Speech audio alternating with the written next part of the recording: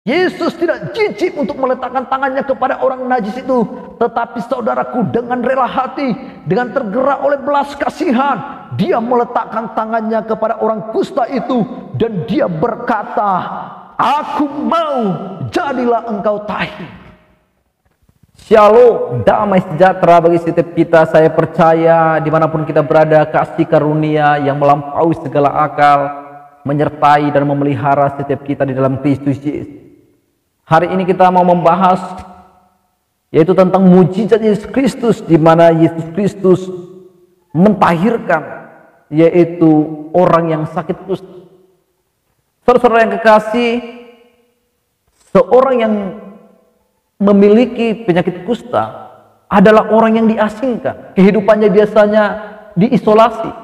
Dia dipisahkan dari keluarganya, dipisahkan dari anak-anaknya, dipisahkan dari masyarakat. Dia tidak bisa bergaul dengan keluarganya. Dan dia tidak bisa lalu lalang dekat orang-orang.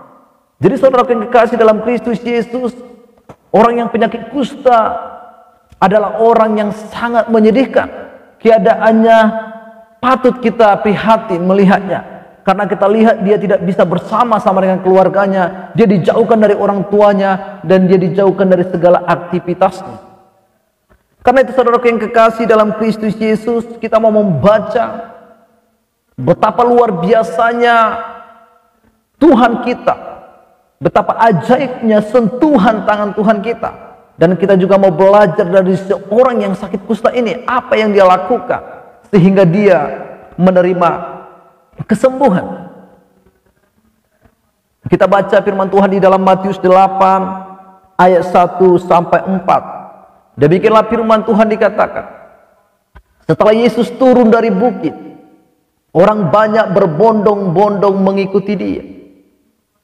Di ayat 2 dikatakan, maka datanglah seorang yang sakit kusta kepadanya, lalu sujud menyembah dia dan berkata, Tuhan, jika Tuhan mau, Tuhan dapat mentahirkan aku.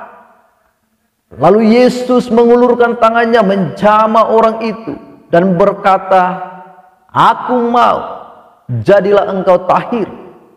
Seketika itu juga tahirlah orang itu daripada kustanya. Lalu Yesus berkata kepadanya, ingatlah, jangan engkau memberitahukan hal ini kepada siapapun, tetapi pergilah, perlihatkanlah dirimu kepada imam dan persembahkanlah persembahan yang diperintahkan Musa sebagai bukti bagi mereka. Saudara yang kekasih dalam Kristus Yesus, di ayat 1 dikatakan setelah Yesus turun dari bukit, orang banyak berbondong-bondong mengikuti dia. Begitu banyak orang yang mengikuti Yesus. Orang mencari Yesus, orang mengelilingi Yesus karena Yesus melakukan sesuatu yang luar biasa. Di ayat terakhir di pasal 7 dikatakan dia mengajar penuh dengan kuasa. Dan kita melihat ketika Yesus mengajar, dia bukan hanya mengajar tetapi membebaskan orang-orang yang sakit. Dia melakukan perkara-perkara yang luar biasa. Dan apa yang diperkatakan Yesus dan apa yang dia inginkan, semuanya terjadi. Dan saudara yang kekasih dalam Kristus Yesus, jika kita melihat keadaan ini, bahwa begitu banyak orang yang menyertai Yesus, begitu banyak orang yang mengelilingi Yesus, tetapi ada seorang yang sakit kusta mendatangi Yesus, menghampiri Yesus untuk meminta supaya Yesus jika berkenan menyembuhkan dia. Saudaraku yang kekasih dalam Kristus Yesus, jika kita belajar tentang seorang penyakit kusta ketika dia lewat, saudaraku, dia harus berkata najis, najis. Dia harus memberitahukan bahwa dia najis. Jika kita belajar dari firman Tuhan di dalam Imamat 13 ayat 46 dikatakan, saudaraku, selama ia kena penyakit itu ia tetap najis. Memang ia najis. Ia harus tinggal terasing di luar perkemahan, itulah tempat kediamannya.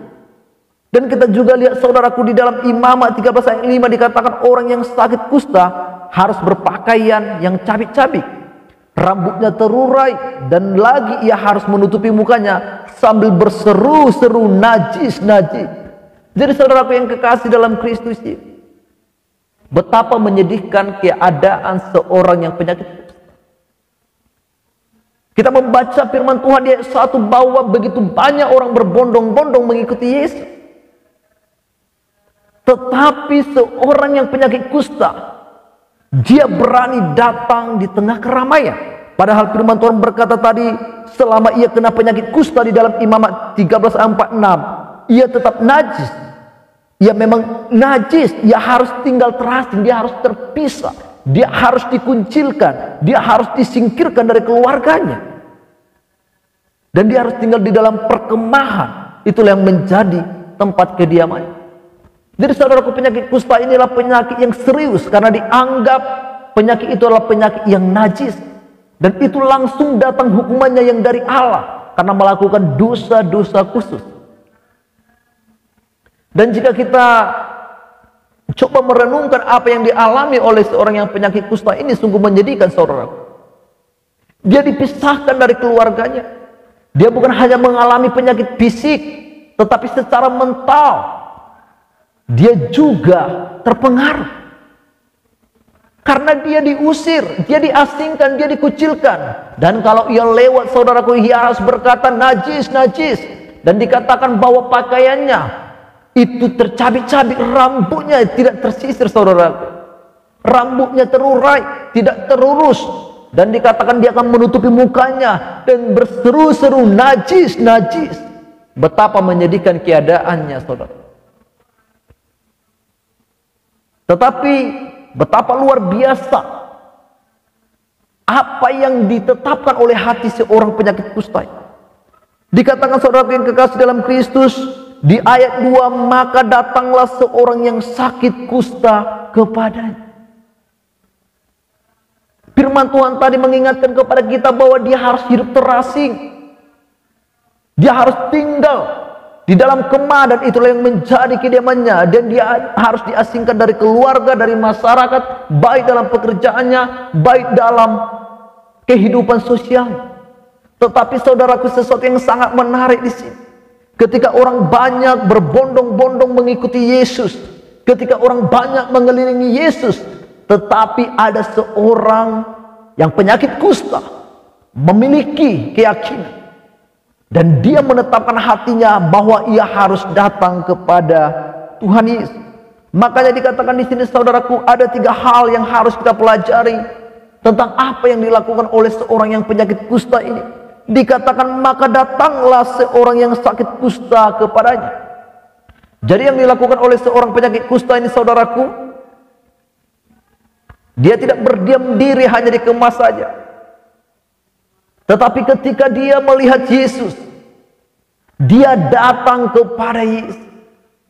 Dia datang kepada Yesus yang sanggup melakukan perkara-perkara yang besar. Dia datang kepada Yesus yang adalah sumber mujizat itu. Dia datang kepada Yesus yang adalah sumber keajaiban itu. Dia datang kepada Yesus yang sanggup mentahirkan dia dari kustanya. Jadi ini adalah keputusan yang tepat yang dilakukan oleh seorang yang penyakit kusta. Bahwa ia memutuskan mencari dia yang penuh belas kasihan. Karena kita tahu Yesus berkata bahwa ia datang ke dalam dunia ini bukan untuk mencari orang yang sehat, bahwa dia mencari orang yang sakit supaya dia menyembuhkannya. Dan kita melihat dan kita membaca bahwa seorang yang penyakit kusta ini mengambil keputusan dan menetapkan hatinya supaya ia datang kepada Yesus. Sebenarnya saudaraku yang kekasih dalam Kristus Yesus, seorang yang penyakit kusta ini tidak boleh mendatangi Yesus, karena menurut peraturan dia harus mengasingkan diri dan harus memiliki jarak dari orang-orang ketika dia lewat. Bahkan dia harus berkata najis, najis ketika dia lewat. Tetapi saudaraku yang kekasih dalam Kristus Yesus, dia memberanikan dirinya mendatangi Yesus. Jikalau kita berpikir dan membayangkan begitu banyak orang yang mengerumuni Yesus, begitu banyak orang yang mengelilingi Yesus, bisa aja ketika dia lewat dan dia kena kepada orang lain, dan orang lain itu menjadi najis, dan orang lain itu pun menjadi marah dan bisa memburu dia. Tetapi saya yakin bahwa dia siap menanggung setiap risiko, karena dia tahu bahwa Yesus memiliki kuasa untuk menyembuhkan dia. Yang pertama tadi saudara yang kekasih dalam Kristus Yesus, dia datang kepada Yesus. Jadi saudara yang kekasih dalam Kristus Yesus, ketika engkau menghadapi persoalan yang berat, ketika engkau tidak melihat jalan keluar, ketika engkau hidup di dalam kesesakan, sepertinya engkau berada dalam titik terendah, mungkin engkau merasa bahwa tidak ada orang lagi yang menolong kamu, mungkin engkau merasa bahwa tidak ada lagi yang bisa membantu kamu. Tetapi saya mau mengingatkan kita semua, supaya engkau datang kepada Yesus. Datanglah kepada Yesus yang berkata, marilah kepadaku semua yang letih lesu dan beban berat, aku akan memberikan kelegaan kepadamu. Datanglah kepada Yesus yang memiliki kuasa di surga dan di bumi. Datanglah kepada Yesus yang penuh dengan belas kasihan, yang tergerak hatinya oleh belas kasihan kepada orang-orang yang memerlukan pertolongan, kekuatan dan penyembuhan. Kita melihat saudaraku, kita membaca seorang penyakit kusta ini. Mungkin dia tidak memiliki lagi pengharapan. Mungkin dia telah melihat bahwa tidak ada lagi kesembuhan. Karena kita tahu bahwa penyakit ini adalah penyakit yang serius. Dan biasanya orang-orang yang diasingkan seperti ini, biasanya mereka akan mati. Bahkan mereka sudah dianggap mati.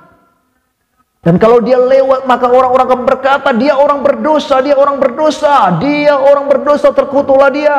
Dan mungkin banyak orang berkata, pantaslah dia menerima penyakit kusta itu, karena itu dosa-dosanya. Karena kita melihat saudara yang kekasih dalam Kristus Yesus, penyakit kusta itu langsung datangnya dari Allah. Oleh karena dosa-dosanya, kita bisa melihat contoh saudaraku yang kekasih dalam Kristus Yesus, bagaimana Miriam dihukum Tuhan dengan penyakit kusta karena dia mengata-ngatai dan iri terhadap Musa.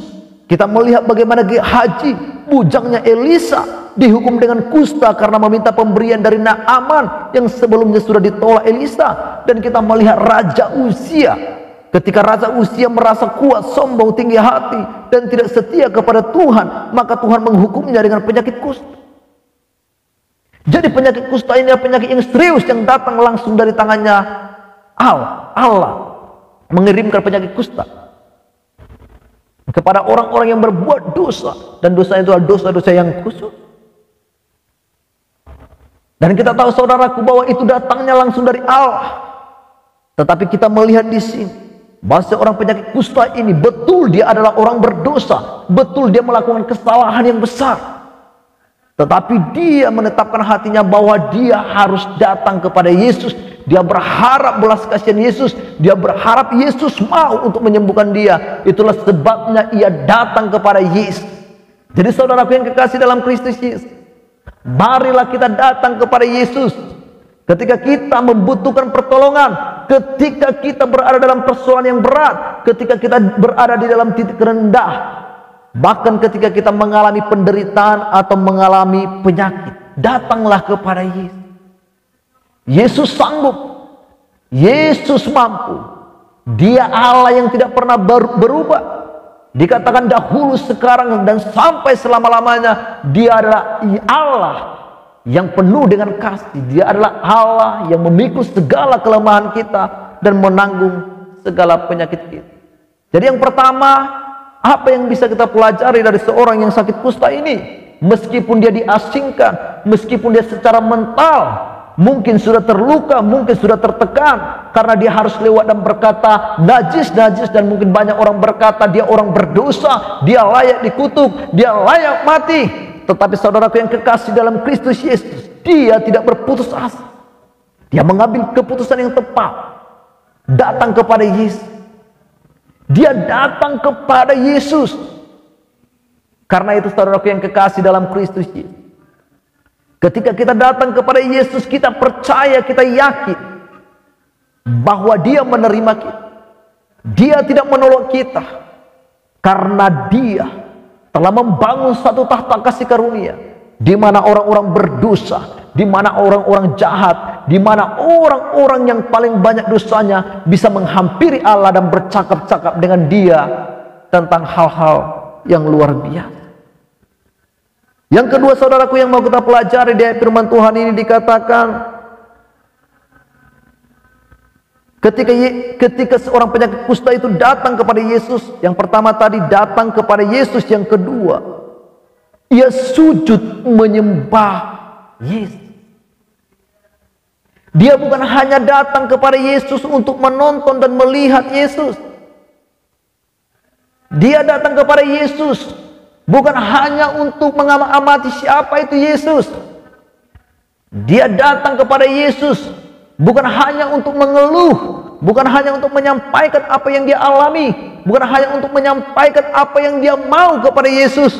Tetapi saudaraku yang kekasih dalam Kristus Yesus, dikatakan ia sujud menyembah dia. Dia sujud menyembah Yesus. Berbicara tentang menyembah, berbicara tentang bahwa dia memberikan penghormatan kepada dia yang layak menerima penghormatan. Dia sujud menyembah Yesus, saudara. Dia datang kepada Yesus, lalu dia menyembah Yesus. Dia berkata dan memberikan penghormatan. Melalui tindakannya dia mengakui bahwa Yesus adalah Tuhan, bahwa Yesus adalah Raja di atas segala raja. Dia mengakui bahwa Yesus mampu untuk melakukan apapun. Ketika dia tersungkur, ketika dia sujud, dia sedang menunjukkan kerendahan hatinya, menunjukkan permohonannya, menunjukkan keseriusannya bahwa dia membutuhkan Kristus. Apakah kita pernah datang kepada Yesus menyembah dia? Apakah kita datang kepada Yesus mempermuliakan dia? Apakah kita datang kepada Yesus memberikan penghormatan bahwa dialah yang layak menerima segala puji-pujian, kemuliaan dan penghormatan? Apakah kita datang kepada Yesus dengan rendah hati? Jangan-jangan kita datang kepada Yesus dengan tidak rendah hati, hanya menunjukkan siapa diri kita, tetapi tidak mengakui dia bahwa dia adalah Allah yang berdaulat atas segala sesuatu. Kita bisa belajar dari seorang yang penyakit kusta ini, saudaraku yang kekasih dalam Kristus Yesus, bahwa yang pertama dia datang kepada Yesus, dia datang kepada dia yang memiliki kuasa di surga dan di bumi, dan yang tidak pernah gagal untuk melakukan kehendaknya. Dan yang kedua yang bisa kita pelajari, ia sujud menyembah Yesus. Dia sujud menyembah Yesus. Saudara bisa bayangkan, saudara bisa pikirkan bahwa seorang yang penyakit kusta adalah orang yang mengalami penyakit kulit, dan di dalam tubuhnya itu ada bintil-bintil, dan pada akhirnya itu bernanah lalu pecah. Dan kita tahu betapa mengerikan keadaannya, bagaimana dia berjalan mendatangi Yesus di tengah-tengah kerumunan, bagaimana dia melangkah demi langkahnya, dan dia sujud menyembah Yesus. Dan itu adalah sesuatu yang menyakitkan. Mungkin badannya itu sakit, mungkin kulitnya robek, tetapi dia tidak menyerah. Tetapi dia tidak menyerah. Penyakit kustanya itu, sakit kusta yang dialaminya, tidak membatalkan, tidak membuat dia tidak menyembah dan sujud di hadapan Yesus. Tetapi penderitaan yang dialaminya tidak membatasi dia untuk memberikan penghormatan dan kemuliaan kepada dia yang harusnya, yang pantas menerima segala pujian dan kemuliaan. Itu yang kedua, saudaraku. Dia bukan hanya datang menonton Yesus, dia bukan datang bukan hanya melihat Yesus, dia datang bukan hanya meragukan Yesus, dia datang bukan meragukan kemampuan Yesus, mengamati apakah Yesus melakukan mujizat-mujizat yang lain, apakah Yesus ini mampu melakukan mujizat bagiku. Tetapi saudaraku yang kekasih, dia datang tersungkur menyembah Yesus. Dengan kata lain, dia mengakui bahwa Yesus adalah Tuhan yang berdaulat atas segala penyakit, atas segala alam, atas segala penderitaan yang dialami oleh setiap manusia. Karena itu, ketika engkau berada di dalam penderitaan, di dalam penyakit, mungkin tidak ada lagi jalan keluar. Mungkin dokter sedang angkat tangan tentang penderitaanmu, mungkin dokter meragukan kesembuhanmu, mungkin orang-orang di sekitarmu berkata tidak ada lagi kesembuhan baginya. Tetapi kita bisa belajar dari seorang yang penyakit kusta. Meskipun orang sudah menganggap dia adalah mayat hidup karena dia sudah diasingkan, mungkin banyak orang menganggap dia dan menghakimi dia bahwa dia adalah pendusta, bahwa dia pendosa besar sehingga dia mengalami penderitaan dan penyakit itu. Tetapi saya mau mengingatkan kita, Yesus adalah Tuhan yang penuh belas kasihan. Dia datang ke dalam dunia untuk memikul segala kelemahan kita dan menanggung segala penyakit kita. Jadi yang kedua dia lakukan, dia datang, dia memberikan penghormatan kepada dia yang memiliki otoritas untuk melakukan pekerjaan-pekerjaan yang luar biasa. Yang ketiga saudaraku yang dia lakukan, apa yang bisa kita pelajari? Dia berkata, Tuhan, jika Tuhan mau, Tuhan dapat mentahirkan aku. Dia memiliki keyakinan bahwa Yesus dapat mentahirkan. Yesus berkuasa menyembuhkan dia. Yesus mampu melenyapkan dan menyucikan dan menjadikan dia tahir daripada penyakit kustanya. Jadi saudaraku yang kekasih dalam Kristus Yesus, itulah yang mendorong dia datang kepada Yesus. Dia berjalan meskipun setiap dia melangkah rasanya tubuhnya seperti sakit, tubuhnya mungkin robek karena kita tahu luka-luka yang ada di dalam tubuhnya. Tetapi saudaraku yang kekasih dalam Kristus Yesus, hal itu tidak menghambat langkahnya untuk menerima mujizat, tetapi dia meninggalkan tempatnya itu dan melangkah untuk datang kepada Yesus. Karena dia tahu bahwa Yesus dapat mentahirkan dia. Tetapi sesuatu dia berkata kepada Yesus. Dia berkata kepada Yesus, Tuhan, jika Tuhan mau. Dia tidak meragukan kuasa Kristus.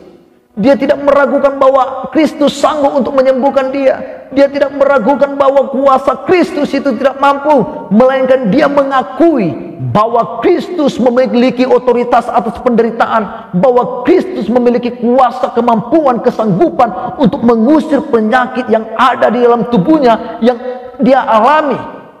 Dia mengakui bahwa Kristus sanggup untuk menghancurkan, untuk melenyapkan, untuk membersihkan dan menjadikan dia tahir. Tetapi saudaraku yang kekasih, dia berkata, Tuhan, jika Tuhan mau. Dia menyadari bahwa dia adalah orang berdosa. Dia menyadari bahwa penyakit yang dia alami itu semua karena kegagalan, oleh karena dosa-dosa, oleh karena kejahatan dan pelanggarannya.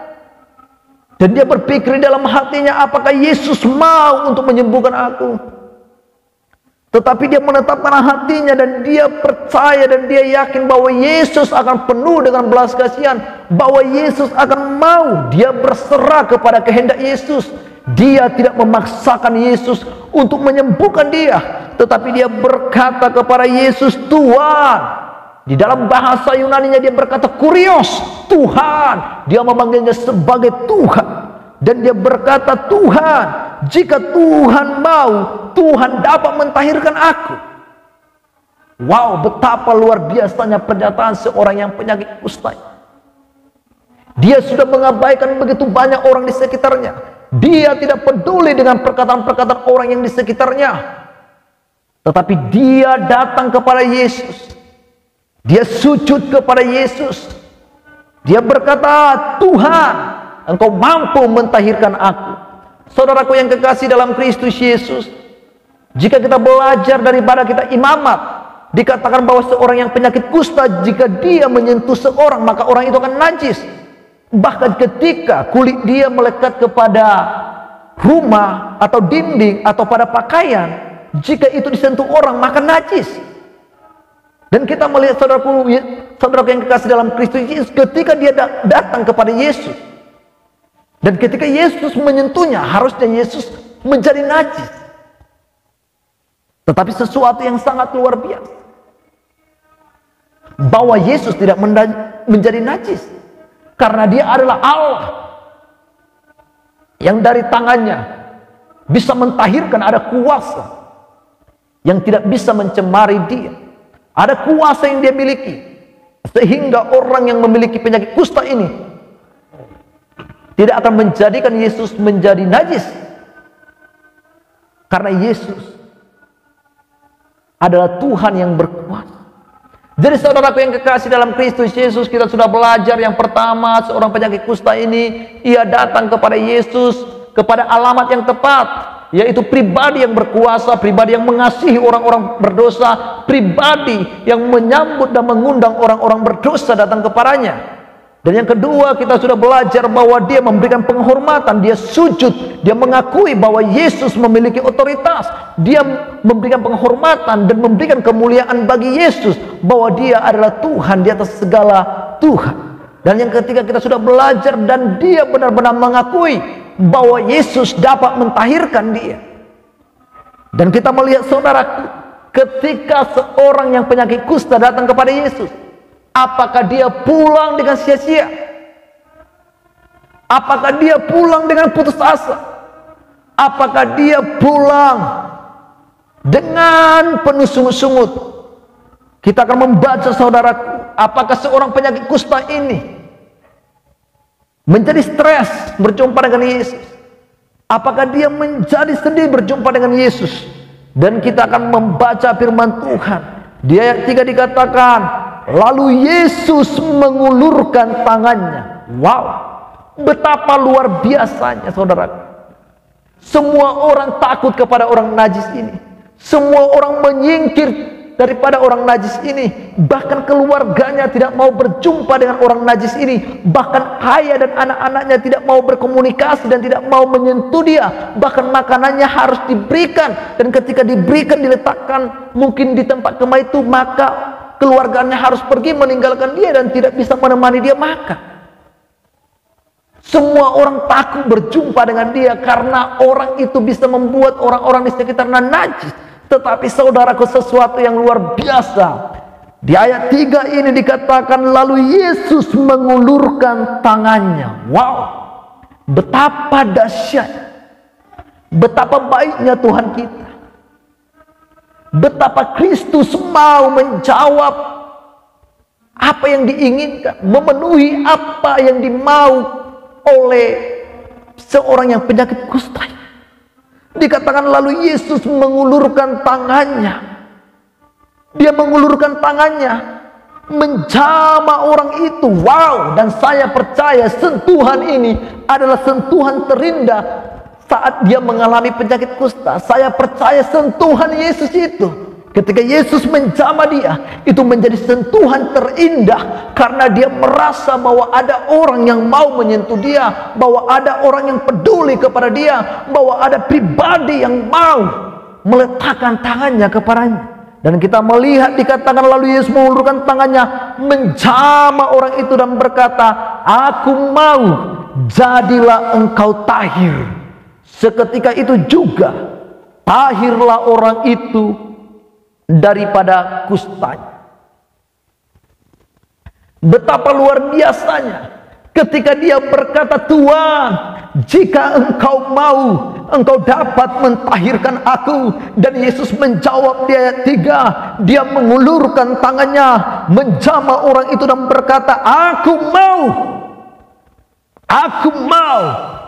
Yesus, Allah yang kita sembah, adalah Allah yang mau menyembuhkan kita. Dia adalah Allah yang mau bekerja dalam kehidupanmu. Dia adalah Allah yang mau turut bekerja untuk mendatangkan kebaikan, mendatangkan kesembuhan, mendatangkan damai sejahtera, mendatangkan sorak-sorai bagi setiap orang yang datang dan berkata, engkau dapat melakukan perkara-perkara yang besar, engkau dapat melakukan sesuatu yang tidak dapat dilakukan oleh manusia. Betapa luar biasanya, saudara. Dikatakan Yesus mengulurkan tangannya. Yesus tidak takut kepada orang kusta itu. Yesus tidak takut bahwa dia akan menjadi najis. Yesus tidak jijik untuk meletakkan tangannya kepada orang najis itu. Tetapi saudaraku, dengan rela hati, dengan tergerak oleh belas kasihan, dia meletakkan tangannya kepada orang kusta itu. Dan dia berkata, aku mau, jadilah engkau tahir. Betapa luar biasanya perkataan Yesus. Ketika dia berkata, aku mau, kita tahu bahwa ada sesuatu yang akan terjadi. Ketika Yesus berkata, aku mau, kita akan melihat ada sesuatu yang luar biasa akan terjadi. Ketika Yesus berkata, aku mau, dan berkata, jadilah engkau tahir. Seketika itu, langsung saat itu juga, tahirlah orang itu daripada kustanya. Haleluya. Betapa luar biasanya Tuhan Yesus, betapa luar biasanya Allah kita ketika dia mengulurkan tangannya, ketika dia berkata, aku mau engkau menjadi tahir, maka orang itu menjadi tahir. Betapa luar biasanya Yesus. Dan saya percaya bahwa segala penghormatan, kemuliaan, tepuk tangan, sorak-sorai terdengar di sana. Karena ada satu pekerjaan yang luar biasa, karena ada satu mujizat yang luar biasa. Orang yang disingkirkan, orang yang dikucilkan, orang yang diintimidasi, orang yang dijauhkan dari keluarganya, orang yang dijauhkan dari sosial kehidupannya, sekarang Yesus mentahirkan dia. Dia sekarang menjadi sembuh, saudaraku. Dan saya percaya ada sukacita yang besar terjadi di sana. Dan yang paling bersukacita ialah orang yang mengalami penyakit kusta itu. Dan saya percaya seorang yang penyakit kusta itu, dia sangat bersukacita, dia sangat bergirang, karena dia berpikir dia akan mati di dalam kustanya itu, karena dia berpikir bahwa dia akan mati sampai akhir hidupnya dia akan mengalami kusta ini. Tetapi saudaraku, pilihan dia datang kepada Yesus, pilihan dia menyembah Yesus, pilihan dia berkata bahwa Yesus dapat melakukannya, semuanya itu tidak mengecewakan dia. Apakah engkau datang kepada Yesus dan engkau kecewa? Apakah engkau datang kepada Yesus tetapi engkau tidak mengalami satu mujizat? Tetapi saya mau mengingatkan saudara yang kekasih dalam Kristus Yesus, kita bisa belajar dari seorang yang penyakit kusta ini, bahwa ia datang kepada Yesus. Dia tidak terus membicarakan penderitaannya. Dia tidak berbicara kepada Yesus, Yesus, aku dibenci orang, aku dihina orang, aku diasingkan dari keluargaku. Yesus, dia tidak berkata demikian. Aku sudah ditolak keluargaku tidak mau mendampingi aku. Orang berkata aku orang berdosa. Dia tidak datang membicarakan itu kepada Yesus. Dia tidak datang dengan keluhan, tetapi dia datang dengan penuh pengharapan bahwa Yesus dapat mentahirkan dia. Dan kita melihat bahwa Yesus menjamah orang itu dan mentahirkan dia, dan seketika itu juga tahirlah orang itu daripada kustanya. Ketika Yesus menyentuh orang yang najis, Yesus tidak najis, saudaraku. Ketika dia menyentuh orang yang ditakuti karena dia mengalami penyakit kusta, justru orang yang penyakit kusta itu menjadi bersih. Justru orang yang memiliki penyakit kusta itu menjadi tahir. Dia menjadi sembuh. Betapa luar biasanya sentuhan Yesus. Ketika Yesus menyentuh orang yang penyakit kusta dan berkata, tahirlah, dan dia tahir. Dia bukan hanya menyembuhkan penyakitnya, tetapi dia mengembalikannya kepada keluarganya. Orang yang penyakit kusta yang tersingkir itu, orang penyakit kusta yang dikucilkan dan dianggap najis itu, dan yang dikatakan dia adalah orang pendosa, akhirnya saudaraku, melalui sentuhan Yesus, melalui jamahan Yesus, dia menjadi tahir dan dia boleh kembali kepada keluarganya. Betapa luar biasanya Tuhan kita. Dia mengembalikannya kepada keluarga. Dan saya percaya dia mengalami sukacita yang besar karena dia bisa berkumpul dengan keluarganya. Dia bisa berbicara dan memeluk istrinya, dia bisa memeluk anak-anaknya, dia bisa memeluk ayah dan ibunya, dan dia bisa bersalaman dengan orang-orang di sekitarnya. Wow, betapa luar biasa. Dan saya percaya saudaraku yang kekasih dalam Kristus Yesus, ketika kita datang kepada Yesus, ketika kita menghampiri Yesus, ketika kita memerlukan dan berharap kepada Yesus, saya percaya kita kembali dengan sorak-sorai, kita kembali dengan sukacita. Karena itu saya mau mengingatkan kita, apapun yang kamu alami, penderitaan apapun yang kamu hadapi saat ini, datang kepada Yesus dan engkau akan melihat mujizat yang luar biasa. Sama seperti orang kusta yang terbuang, yang dikucilkan, yang diisolasi tersendiri. Tetapi ketika ia datang kepada Yesus, Yesus mentahirkan dia dan mengembalikan dia kepada keluarganya. Dan akhirnya Dia bisa berkumpul dengan keluarganya. Dan saya percaya dia menjadi orang yang bertobat dan akan memberitakan Kristus kepada orang-orang yang ditemuinya. Tuhan Yesus memberkati setiap kita. Kita berdoa. Bapa yang di surga, Bapa yang baik. Hamba-Mu bersyukur Tuhan buat malam hari. Di mana hamba-Mu menyampaikan kebenaran firman Tuhan bahwa ada seorang yang penyakit kusta menghampiri Yesus. Dia telah penuh putus pengharapan. Dia telah sedih. Dia telah mengalami penyakit yang begitu mengintimidasi dia, mengucilkan dia. Oleh karena dia harus dipisahkan dari keluarganya, tidak bisa berjumpa dengan keluarganya. Dan ketika dia harus lewat, dia harus berkata najis, najis. Dan dia harus menutupi mukanya. Dan pakainya harus tercabik-cabik saudaraku, dan rambutnya akan terurai ya Tuhan. Karena itu Tuhan Yesus, hamba-Mu berdoa. Engkau mengingatkan umat-Mu jika mereka mengalami persoalan, jika mereka merasa bahwa ada sesuatu yang mustahil bagi mereka, itu mengingatkan dan mengarahkan mereka supaya mereka datang kepadamu, bahwa tidak ada yang mustahil bagimu. Terima kasih Tuhan Yesus, melalui kebenaran firman ini, hamba-Mu boleh menguatkan, meneguhkan, dan memberikan kesemangat kepada orang yang sudah lemah, kepada orang yang putus pengharapan, kepada orang yang ingin mengakhiri kehidupannya. Terima kasih Bapa, urapi kami, urapi setiap pendengar, urapi semua yang mendengarkan kebenaran firman Tuhan ini. Terpujilah nama-Mu Tuhan. Di dalam nama Tuhan Yesus hamba-Mu berdoa dan mengucap syukur. Haleluya, haleluya. Tuhan Yesus memberkati setiap kita. Amin.